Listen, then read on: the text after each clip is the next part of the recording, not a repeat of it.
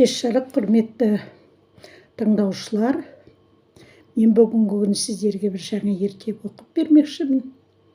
Сіздер лайк басуды, осы каналға жазылуды ұмытпаңыздар.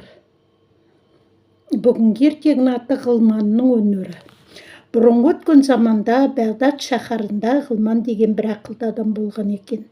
Бағдатта оның әртүрлі дәрігерлік өнерімен атағы шығады. Мұны естіген Бағдат патшасы Ғылманды өзіне шақыртып алдыртыпты. Патша күн сайын онымен бірге кеңесіп отырады екен.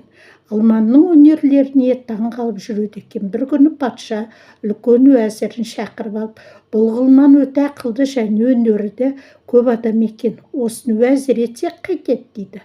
Уәзір патшадан бұл сөзді естіген соң, Ғылман уәзір болса бізді орнымыздан түсірер деген ойға келеді. Ей патшам, бұл Ғылманнан мен қорқамын, өйткені мені басқа адамдар істей алмаған нәрселерді бұл істей алады.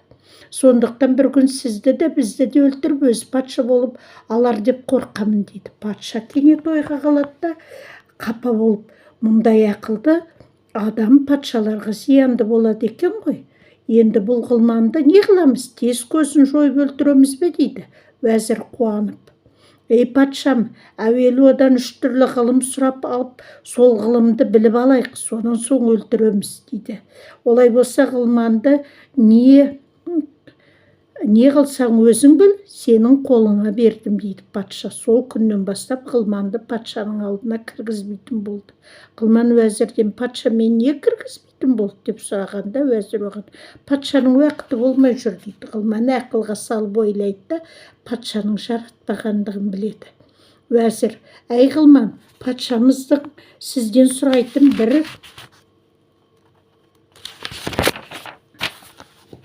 сауалдары бар, сол сауалдарға жауап беріңіз дейді. Мен әрқашанда қызметтеріңізге даярмын деп жауап береді Ғылман. Уәзір: бірінші сауалы, қол астындағы дұшпанды ұстауға, өлтіруге жетік болу үшін қандай ғылымды оқу керек? Екінші сауалы, патша қол астындағы халқын қайтсе де байыта алады. Осы 2 түрлі істің амалын бізге жазып беріңіз дейді. Ғылман: мұндай ғылымдарды жазып беруге 2 жыл уақыт беріңіздер дейді. 2 жыл тұрсын, 2 ай бермейміз, 2 жұмада жазып бересіз дейді уәзір. Ғылман 2 жұмадан кейін өзін өлтіретін білетті. Менің бұл істер туралы бар ақылымды сарп қылып, неше жыл жазған кітабым бар. Енді мен соны 1 жұма қарап, қатесін түзеп берейін дейді. Уәзір қуанып шығып кетіпті. 1 жұмадан соң Ғылман уәзірге келіп: кітапты түзетіп болдым, бірақ патшаға өзім тапсырсам екен дейді. Уәзір Ғылманды патшаның алдына алып барған соң, Ғылман кітапты патшаға береді. Патша уәзірге: Ғылманды сыйлаңыз, қазір 1 кесе шарап құйып беріңіз дейді. Уәзір салынған шараптан 1 кесе құйып береді. Ғылман шарапта барын сезетті. Уәзір мен қанға сездірмей, қалтасына бір кішкене түйіршік тұз секілді нәрсені кесеге салып жіберіп, біраздан кейін шарапты ішіп салады. Аздан соң ол у ішкен адам секілденіп қиналып тұрады да кесенің түбіне ұйыған уға саусағын малып уәзірге: ай уәзір шырағым, кітапты бердім, көп пайдалы кітап. Әсіресе сіздерге керегі мына беттері, не істейтінін мынау арада жаздым деп, улы кітаптың беттеріне жағып жібереді, патшадан рұқсат сұрап шығып кетеді.